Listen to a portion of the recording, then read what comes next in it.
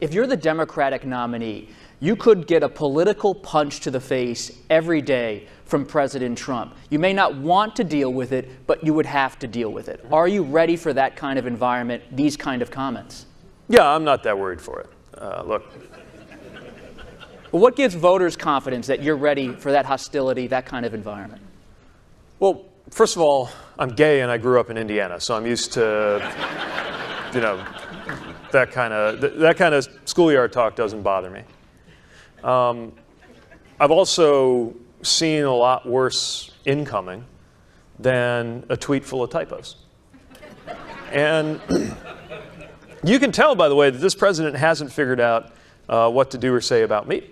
Although I will admit that it did bother me when he said that he dreams about me, because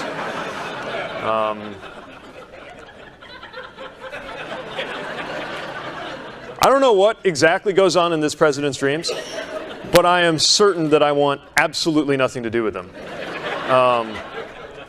But with me as the nominee, this president's going to have to confront, first of all, somebody who actually comes from and lives in the kinds of communities he pretends to speak for, right? Look, Middle America is mostly flyover country to him. It's what he sees out the window of his helicopter on his way to a golf course with his name on it. I actually live in an industrial Midwestern community where my friends and neighbors and the folks I went to school with are seeing the consequences of a president who talks a big game about caring for American workers and the working class, and meanwhile continues to act in ways that only benefit the wealthiest and the corporations. We're going to point that out. I live a short jog from the nearest cornfield. We're going to talk about this president's abandonment of American farmers, whether it's true through the trade wars or how he's handling things like ethanol.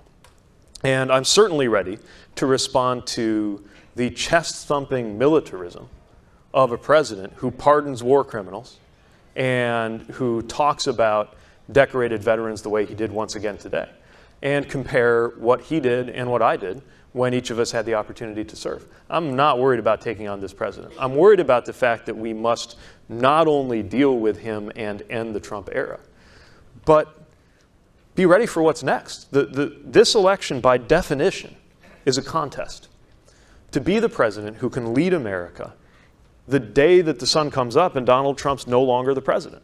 It's not just about how much we want that day to come. It's about the fact that on that day, our country will be dangerously divided, frighteningly polarized, and yet all of these issues we've been talking about will still be crying out for urgent action.